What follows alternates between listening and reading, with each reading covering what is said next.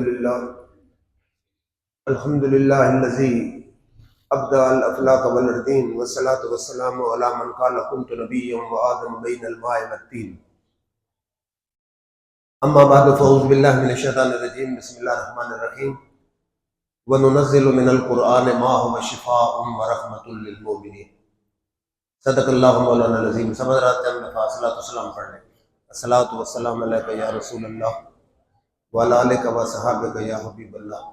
الصلاۃ والسلام علیک یا سید المرسلین وعلی آلک و صحابک یا رحمۃ للعالمین.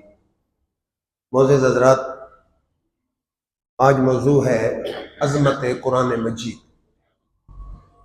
ہم اہل سنت والجماعت کا یہ عقیدہ ہے جیسے 1,24,000 کم بیش انبیاء اور رسول میں کوئی نبی شان میں ہمارے آقا کا مقابل نہیں. جتنے انبیاء اور رسول ہیں سب سے بڑھ کر اللہ تعالیٰ نے ہمارے آقا کو مقام، فضیلت، مرتبت، شان عطا فرمائی ہے. ایسے ہی الہامی کتابوں میں اللہ رب العزت نے باقی تمام الہامی کتابوں میں قرآن مجید کو عظمت اور مقام اور منزلت اور مرتبہ عطا فرمایا ہے. امام جلال الدین سیوطی تفسیر اتقان میں کہتے ہیں کہ تورات میں صرف مواعظ ہے، انجیل میں صرف مثالیں ہیں، زبور میں اللہ تعالیٰ کی حمد و ثنا ہے. تورات میں مثالیں ہیں، تورات میں مواعظ ہیں، انجیل میں مثالیں ہیں، زبور میں اللہ کی حمد و ثنا ہے.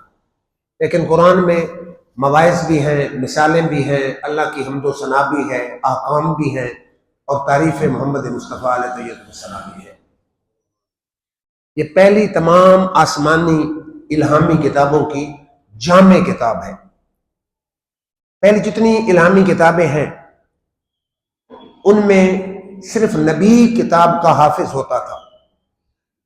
موسیٰ علیہ السلام کو تورات یاد تھی، عیسیٰ علیہ السلام کو انجیل یاد تھی، داؤد علیہ السلام کو زبور یاد تھی، لیکن امت میں کوئی شخص اس کتاب کو یاد کرنے کی صلاحیت اور اہلیت اور طاقت نہیں رکھتا تھا. تمام الہامی کتابوں میں قرآن مجید واحد الہامی کتاب ہے کہ حضور اکرم صلی اللہ علیہ وآلہ وسلم بھی حافظ ہیں اور کروڑوں کی تعداد میں آپ کے غلام بھی قرآن کے حافظ ہیں. یہ دوسرا فرق ہے. اور تیسرا فرق یہ ہے کہ پہلی جتنی الہامی کتابیں ہیں وہ اصلی حالت میں نہیں، ان میں تغیر، تبدل، ان قوموں نے بے حد تبدیلیاں کر دیں اور وہ خود مانتے ہیں. اب عیسائیوں سے آپ پوچھیں کہ کوئی 2 انجیلیں ایسی دکھا دیں کہ جن میں ایک جیسے احکام، ہر انجیل میں احکام الگ ہے. اس طرح تورات جتنی بھی آپ دیکھیں گے ہر ایک تورات الگ ہو. لیکن قرآن مجید کے آپ لاکھوں نسخے اکٹھے کریں، صورتیں بہت دور کی بات ہے، رکوع بہت دور کی بات ہے، آیات دور کی بات ہے، کہیں آپ کو زبر زیر پیش کا بھی فرق نہیں ملے گا. پھر چوتھا فرق یہ ہے کہ پہلی جتنی الہامی کتابیں تھیں نبی تلاوت کرتا تو سوز، گداز، ذوق، کیفیت، رقت طاری ہوتی تھی. امتی اگر پڑھتا تو وہ کیفیت نہیں ہوتی تھی. لیکن قرآن مجید ایک ایسی الہامی کتاب ہے کہ میرے آقا اس کی تلاوت کریں تو پھر بھی دنیا اس کو سن کے یہ بات ماننے پہ مجبور ہوتی ہے کہ واقعی یہ اللہ کا کلام ہے، انسان کا کلام نہیں، اور کلمہ پڑھنے پر مجبور ہو جاتے ہیں. اور آپ کے غلام بھی اگر اس کی تلاوت کریں تو سننے والے کے دل اور دماغ کی دنیا بدلتی جاتی ہے، اسے ماننا پڑتا ہے کہ یہ انسان کا کلام نہیں.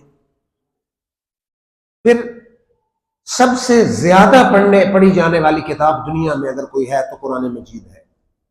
اور حضور اکرم صلی اللہ علیہ وآلہ وسلم نے فرمایا من قرأ حرفا من کتاب اللہ فلہ بہ حسنۃ، جس نے اس کا ایک حرف پڑھا اللہ تعالیٰ اس کو اس کے بدلے میں والحسنۃ بعشر امثالہا 10 نیکیاں عطا فرما دیتا.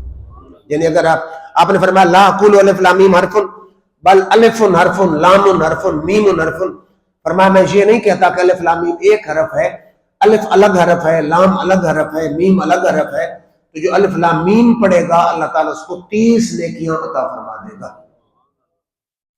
پھر حضور اکرم صلی اللہ علیہ وآلہ وسلم کا فرمان ہے کہ آپ سے پوچھا گیا اس امت میں سب سے بہترین کون ہے؟ فرمایا خیرکم من تعلم القرآن وعلمہ، تم میں سے سب سے بہتر وہ ہے جو اپنی زندگی قرآن پڑھنے اور پڑھانے میں صرف کر دیتا ہے. خیرکم من تعلم القرآن وعلمہ، تم میں بہترین وہ ہے جو اپنی زندگی قرآن پڑھنے میں اور پڑھانے میں صرف کرتا ہے۔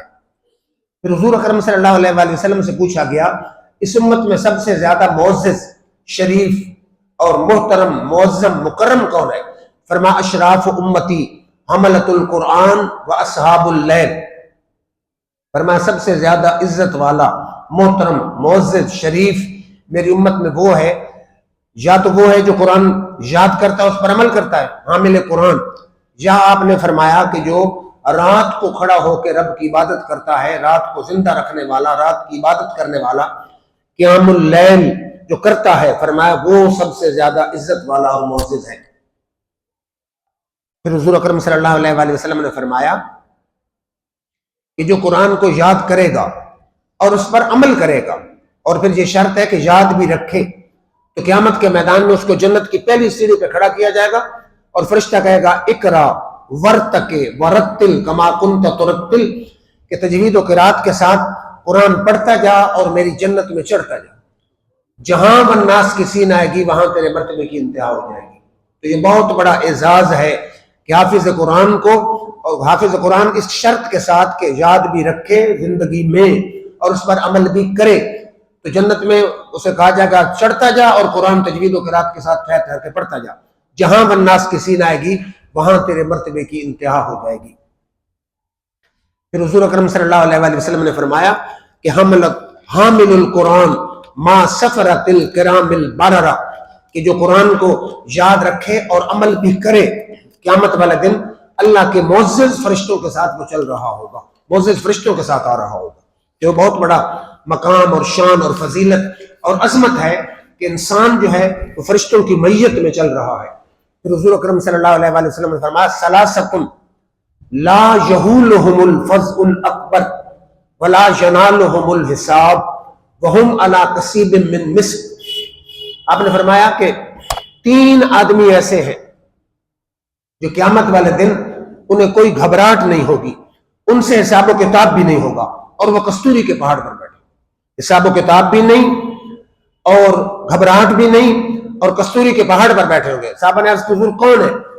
آپ نے فرمایا پہلا شخص ہے رجل قرأ القرآن ابتغاء وجہ اللہ، وہ شخص کہ جس نے قرآن پڑھا اللہ کی رضا کی خاطر، شہرت کے لیے، پیسے کے لیے نہیں، اللہ کی رضا کے لیے، ثواب کے لیے اس نے قرآن پڑھا۔ اور فرمایا پھر اما بہی قومن، قوم کی امامت کرائی، وہم راضون بہی، اور قوم اس سے راضی ہے، یعنی قرآن پڑھے اللہ کی رضا کی خاطر۔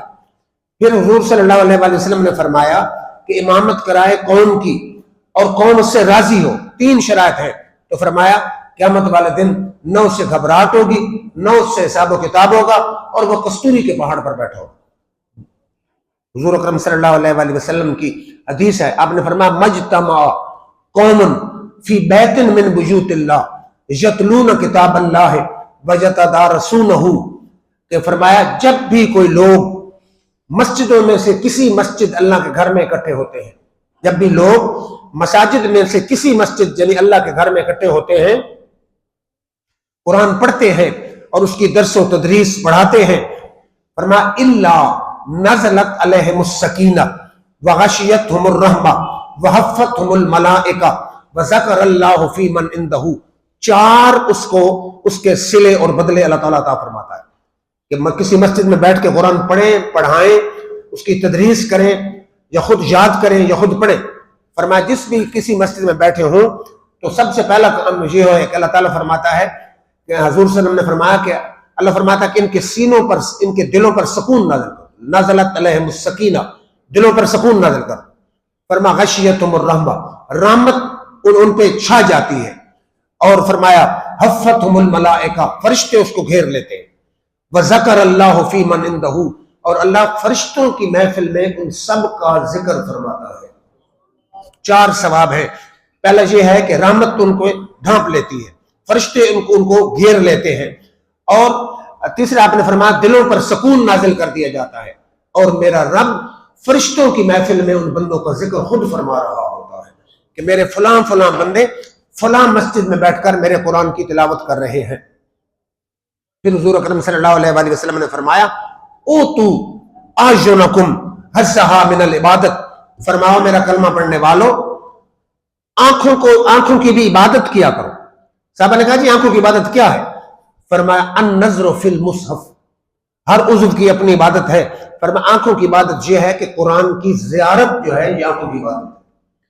تو قرآن کا پڑھنا تو ثواب ہے ہی صحیح، قرآن کا دیکھنا اور تکنا جو ہے حضور نے فرمایا یہ بھی عبادت ہے، پھر اس قرآن کا پڑھنا بھی عبادت ہے اور قرآن کا سننا بھی عبادت ہے۔ پھر حضور اکرم صلی اللہ علیہ وآلہ وسلم نے فرمایا ان اللہ قرأ طٰہٰ و یاسین قبل ان یخلق السماوات والارض بألف عام، کہ اس کائنات کی تخلیق سے 1000 سال پہلے اللہ رب العزت خود سورۃ طٰہٰ اور یاسین اللہ رب العزت نے خالق کائنات نے خود پڑھی۔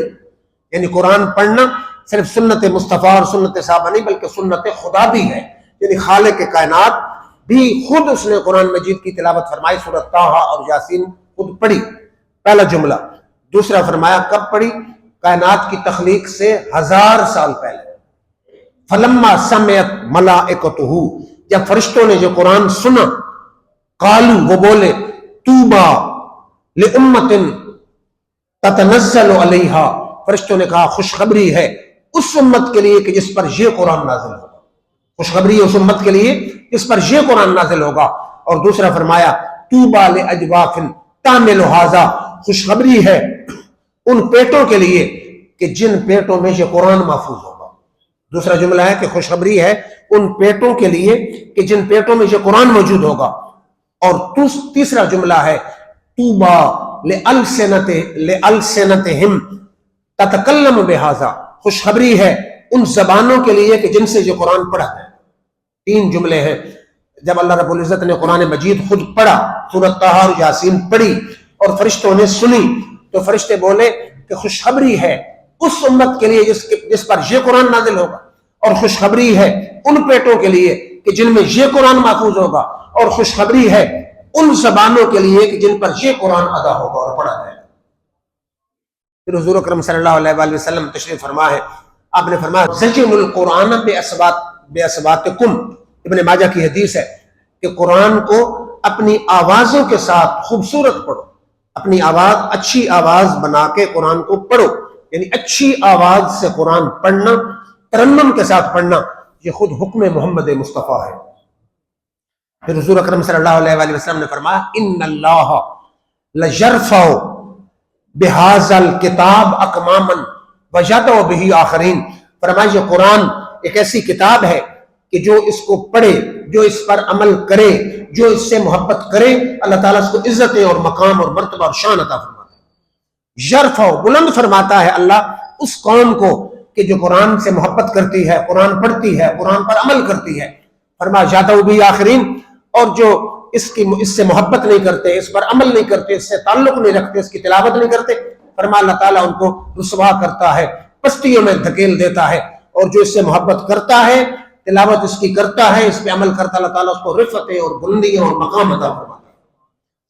پھر حضور اکرم صلی اللہ علیہ وآلہ وسلم تشریف فرما ہے، ماشاءاللہ ہمارے طالب علم بیٹھے ہیں، یہ گھر جا کے آپ نے سنانی ہے کہ حضور اکرم صلی اللہ علیہ وآلہ وسلم نے فرمایا کہ من قرأ القرآن وعمل بما فیہ، جس خوش نصیب نے قرآن پڑھا اور جو کچھ قرآن میں ہے اس پر عمل کیا، 2 شرط ہیں، قرآن پڑھا اور جو کچھ اس میں اس پر عمل کیا، فرما البس والداہ تاجن یوم القیامہ ضوءہ احسن من ضوء الشمس، فرمایا کہ جو شخص قرآن پڑھے پہلی بات اور اس پر عمل کرے، کل میدان معاشر میں اس کے والد والدہ دونوں کو ایسا تاج بنایا جائے گا جس کی روشنی سورج سے بھی زیادہ ہوگی۔ کتنی بڑی کتنا بڑا صلہ ہے، کتنا بڑا اجر ہے، کتنا بڑا مقام ہے کہ اس والد نے انگلش میڈیم سے ہٹا کر، دنیاوی تعلیم سے ہٹا کر اپنے بیٹے کو قرآن کا حافظ بنایا، تو صلہ کیا ہے کہ اللہ والد والدہ دونوں کو ایسا تاج پہنائے گا کہ جس کی روشنی سورج سے بھی زیادہ ہوگی۔ حضور نے فرمایا ضوء احسن من ضوء الشمس، کہ اس کی روشنی جو ہے، اس کی چمک دمک جو ہے وہ سورج سے بھی زیادہ ہوگی۔ پھر حضور اکرم صلی اللہ علیہ وآلہ وسلم نے فرمایا، یہ تو آپ کو پتہ ہی ہے کہ شفاعت بہت سے ہستیوں نے کرنی ہے، چھوٹے بچے نے شفاعت کرنی ہے۔ اب آپ جنازہ پڑھتے ہیں کہ اللہم اجعلہ لنا شافعا، اے اللہ اس کو شفیع بنا، والدین کے لیے شفاعت کرنے والا بنا، چھوٹے بچے نے شفاعت کرنی ہے، حافظ قرآن نے شفاعت کرنی ہے، کعبۃ اللہ نے شفاعت کرنی ہے، رمضان نے شفاعت کرنی ہے، شہید نے شفاعت کرنی ہے، انبیاء نے شفاعت کرنی ہے، شہداء نے شفاعت کرنی ہے، علماء حق نے شفاعت کرنی ہے. لیکن حضور صلی اللہ علیہ وسلم نے فرمایا ما من شفیع افضل منزلۃ عند اللہ یوم القیامت من القرآن لا نبی ولا ملک ولا مرسل، کہ کل قیامت میں حضور نے فرمایا کہ یہ تو میں بتا چکا ہوں کہ شفاعت تو کئی لوگوں نے کرنی ہے، لیکن قرآن سے بڑھ کے قیامت کے میدان میں اللہ کی بارگاہ میں کوئی بڑا شفاعت کرنے والا نہیں. نبیوں سے بڑھ کر شفاعت کرنے والا ہے، فرشتوں سے بڑھ کر شفاعت کرنے والا ہے، اور رسولوں سے بھی بڑھ کے شفاعت کرنے والا ہے، کیونکہ یہ خود ڈائریکٹ اللہ کا کلام ہے. اس کی جو شفاعت ہے وہ نبیوں سے بھی افضل و اعلیٰ ہے، اور فرشتوں سے بھی افضل و اعلیٰ ہے، اور تمام مخلوق سے افضل و اعلیٰ ہے. پھر حضور اکرم صلی اللہ علیہ وآلہ وسلم تشریف فرما ہے، بڑی خوبصورت اور حیران کن حدیث ہے. قال رسول اللہ صلی اللہ علیہ وسلم اللہ اشد اذنا الی قاری القرآن من صاحب الکینۃ الی کینتہ. حضور صلی اللہ علیہ وسلم کا جو دور تھا، آج کل بھی لوگ سنتے ہیں عورتوں سے گانے، تو اس دور میں بھی لوگ سنتے تھے. تو حضور صلی اللہ علیہ وسلم نے فرمایا کہ اللہ رب العزت جو بھی قرآن اچھے آواز میں پڑھے وہ سننا اتنا زیادہ پسند کرتا ہے کہ جتنا کوئی آدمی اس دور میں عورتوں سے گانے سننا اتنا پسند نہیں کرتا جتنا خالق بندے سے قرآن سننا پسند کرتا ہے. یعنی اللہ خود سنتا ہے. مزے کی بات یہ ہے کہ اگر کوئی خوش الہانی سے پڑھے تو اللہ تعالیٰ خود سے پسند فرماتا ہے کہ میری مخلوق پڑھنے والی ہو، خالق خود سماعت کرنے والا ہو. تو بہت بڑی بات ہے کہ زمین پر بیٹھ کر بندہ قرآن پڑھ رہا ہو اور لا مقام پہ خالق کائنات خود توجہ سے قرآن سماعت فرما رہا ہو. حضور نے فرمایا اشد اذنن، یعنی زیادہ دلچسپی سے خالق کائنات زیادہ دلچسپی سے قرآن سنتا ہے اس شخص کی نسبت جو کسی عورت سے گانے سننے کا رسیہ ہے، اور گانے سننے والا اتنی دلچسپی سے گانے نہیں سنتا جتنا خالق بندے سے قرآن دلچسپی سے سنتا ہے. اور پھر حضور اکرم صلی اللہ علیہ وآلہ وسلم نے فرمایا اب ترتیب بھی سن لیں. ایک قرآن ہے ویسے پڑھنا، ایک ہے نماز میں پڑھنا، ایک ہے تسبیح. اب ترتیب سماعت فرمائیں. حضور نے فرمایا قراءۃ القرآن فی الصلاۃ افضل من قراءۃ القرآن فی غیر الصلاۃ. ویسے بیٹھ کے قرآن پڑھا جائے ثواب، پڑھنے پر ہر حرف پر 10 نیکی ہے. حضور نے فرمایا ویسے قرآن پڑھنے کی بجائے نماز میں قرآن پڑھنے کا اللہ تعالیٰ بہت زیادہ ثواب ہوتا ہے. تو پھر آپ کہیں گے کہ مقصد کیا ہے؟ مقصد یہ ہے کہ صورتیں زیادہ یاد کر لیں. ایک ایک صورت اور چھوٹی چھوٹی صورتوں کی بجائے آپ جب بھی نماز پڑھنے لگے لمبی صورتیں پڑھیں، کیونکہ قرآن کے ہر حرف پر 10 نیکی ہے تو ویسے ہے، لیکن اگر نماز میں پڑھے تو پھر اس کا ثواب اللہ تعالیٰ کئی گنا زیادہ عطا فرماتا ہے. یعنی قرآن پڑھنے کا ثواب تو ہے، لیکن نماز کے باہر قرآن پڑھنے کی بجائے نماز کے اندر جو قرآن پڑھا جاتا ہے اس کا ثواب اس سے کئی گنا زیادہ اللہ تعالیٰ عطا فرماتا ہے. اور فرمایا قراءۃ القرآن فی غیر الصلاۃ افضل من التسبیح والتکبیر، یعنی سبحان اللہ، اللہ اکبر، الحمدللہ پڑھنا اس کا ثواب ہے، مسلم ہے. لیکن حضور نے فرمایا اس تسبیح و تکبیر کی نسبت قرآن افضل ہے، اور ویسے قرآن پڑھنے کی بجائے نماز میں قرآن سب سے افضل ہے. یعنی سب سے زیادہ افضل یہ ہے کہ انسان نماز کے اندر رب کے قرآن کی تلاوت کرے، یعنی زیادہ پڑھے، جتنی صورتوں سے آتے اس کے مطابق زیادہ پڑھے. حافظ ہے تو اور زیادہ پڑھے. پھر حضور اکرم صلی اللہ علیہ وآلہ وسلم کی احادیث اور بزرگوں کے اقوال سے آداب تلاوت کیا ہے. پہلی بات تو یہ ہے کہ اچھی طرح وضو کرے. پہلی بات مسواک کرے، اچھی طرح وضو کرے، اور قبلہ شریف کی طرف منہ کر کے بیٹھے قرآن کی تلاوت کے لیے. پہلا قرآن میں جلدی نہ کرے، آرام کے ساتھ ٹھہر کے قرآن پڑھے. اور حضور اکرم صلی اللہ علیہ وآلہ وسلم کے صحابہ اور سلف صالحین اولیاء کرام جہاں جہاں عذاب کی آیات آتی ہیں وہاں پڑھ کے اس کو سمجھنے کے بعد ان کی آنکھوں سے آنسو جاری ہوتے ہیں.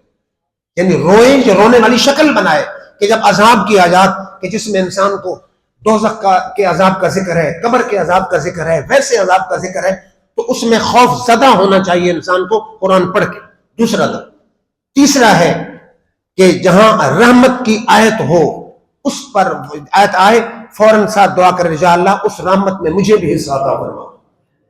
اور پھر حضور اکرم صلی اللہ علیہ وآلہ وسلم نے فرمایا کہ ریا یا کسی مسلمان کو تکلیف کا اگر دل میں یہ کنٹرول ہو کہ میرے دل میں دکھاوا نہیں آئے گا تو بلند آواز سے قرآن پڑھے، تو دل میں پڑھنے کی نسبت بلند آواز سے پڑھنا افضل ہے. لیکن یہ شرط ہے کہ کسی کی نماز ڈسٹرب نہ ہو، کسی کو تکلیف نہ ہو، تو بلند آواز سے، اور دل پر بھی کنٹرول ہو کہ قرآن بلند آواز سے پڑھے اور دل میں خیال ہے کہ لوگ کہیں گے بڑھا دے تو قرآن کی تلاوت کرتا ہے، بہت زیادہ تلاوت کرتا ہے، اپنا کام چھوڑ کے تلاوت کر رہا ہے، تو پھر تو ثواب کی چھٹی. دل پر کنٹرول ہو کہ ریا کا تصور نہیں آئے گا، پہلے ایک شرط یہ ہے. اور دوسری بات یہ ہے کہ کسی کو تکلیف بھی نہ ہو، تو پھر بلند آواز سے قرآن پڑھنا جو اچھا ہے. اور اس کے بعد یہ ہے کہ اگر اللہ تعالیٰ نے اچھی آواز دی ہے تو خوش اعلانی کے ساتھ پڑھے. پھر یہ بھی آداب میں ہے کہ کلام اللہ کی عظمت دل میں لائے، کہ اس کو پتہ ہونا چاہیے کہ میں جو پڑھ رہا ہوں یہ کسی وزیر اعظم کا جملہ نہیں، یہ خالق کائنات کا کلام ہے. پھر یہ ہے کہ معنی میں تدبر کرے. معنی میں تدبر یہ ہے کہ آپ کو پتہ ہے قرآن کہتا ہے یضل بہ کثیرا ویہدی بہ کثیرا، بہت سے لوگ پڑھ کے مجھے ہدایت پا جاتے ہیں، بہت سے پڑھ کے گمراہ ہو جاتے ہیں. تو اس لیے صحیح العقیدہ، سنی العقیدہ شخص کا قرآن کا ترجمہ تفسیر آپ اپنے پاس رکھیں. مثلا آپ کہیں گے کس کا ترجمہ؟ اعلی حضرت فاضل بریلوی کا ترجمہ ملتا ہے، اس کے بعد ہمارے پیر کرم شاہ صاحب رحمۃ اللہ علیہ کا ترجمہ ملتا ہے، ہمارے علامہ غلام رسول سعیدی صاحب کا ترجمہ اور تفسیر ملتی ہے. تفسیر ترجمہ ساتھ ساتھ تھوڑا تھوڑا آپ وہ تدبر کریں، ترجمے میں غور کریں، تفسیر میں غور کریں، تو اس کا ثواب بھی یہ ضروری نہیں کہ آپ 2 سپارے پڑھ لیں، تھوڑا پڑھیں اور قرآن کی آیات میں تدبر کریں، تو اس کا ثواب ویسے پڑھنے کی نسبت اللہ تعالیٰ زیادہ عطا فرما دیتا ہے. اب شاید کوئی دوست کہے کہ آپ ہمیں پابند کر رہے ہیں ایک ہی مسلک کے آدمی کا. یا تو انسان یا تو ریسرچ کرے گا کسی اپنے اگر آپ کسی بھی اور مذہب کی تقریر سننا چاہتے ہیں، منع اس حال میں ہے کہ اگر آپ کے پاس وقت نہیں تو نہ دوسرے ترجمے دیکھیں، صرف صحیح العقیدہ شخص کا قرآن کا ترجمہ پڑھیں اور اس کی تقریر سنیں. اگر آپ کو دلچسپی ہے کہ میں ریسرچ کرنا چاہتا ہوں تو پھر ان کی بات سنیں، ان کا ترجمہ پڑھیں، لیکن ساتھ ساتھ کسی عالم سے ڈسکس بھی کریں کہ اس نے یہ کہا ہے، اس نے یہ کہا ہے، یہ میرے ذہن میں اشکال ہے، اس کا کیا جواب ہے.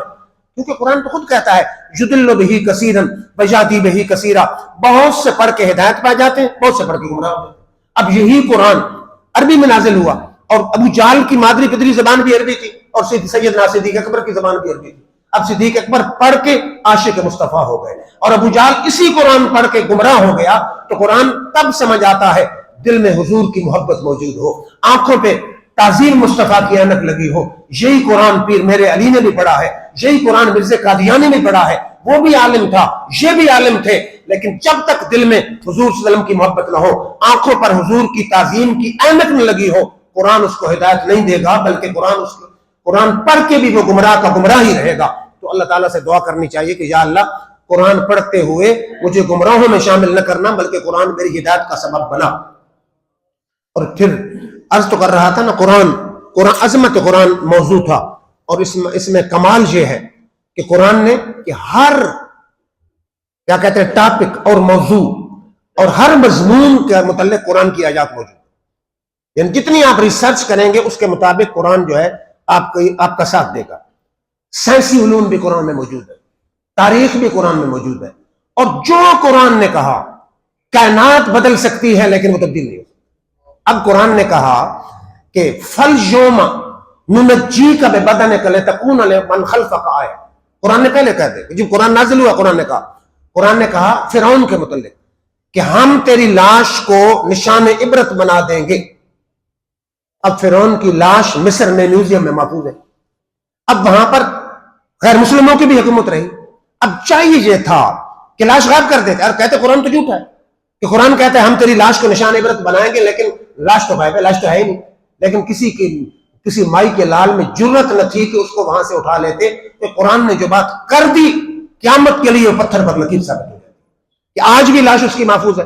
غیر مسلموں کی حکومتیں رہیں اور سینکڑوں سالوں تک رہیں، لیکن کسی میں ضرورت نہ ہوئی کہ قرآن کی جو بات ہے اس کو غلط ثابت کیا جائے. اسی طرح آج بھی اس کی لاش جو ہے وہ محفوظ ہے. اور پھر قرآن نے کہا کہ ہم تمہیں پیدا کرتے ہیں ماؤں کے پیٹوں میں، اندھیروں کے بعد اندھیرا، 3 اندھیروں میں. اب مفسرین حیران تھے کہ ماں کے پیٹ میں 3 اندھیرے کون سے؟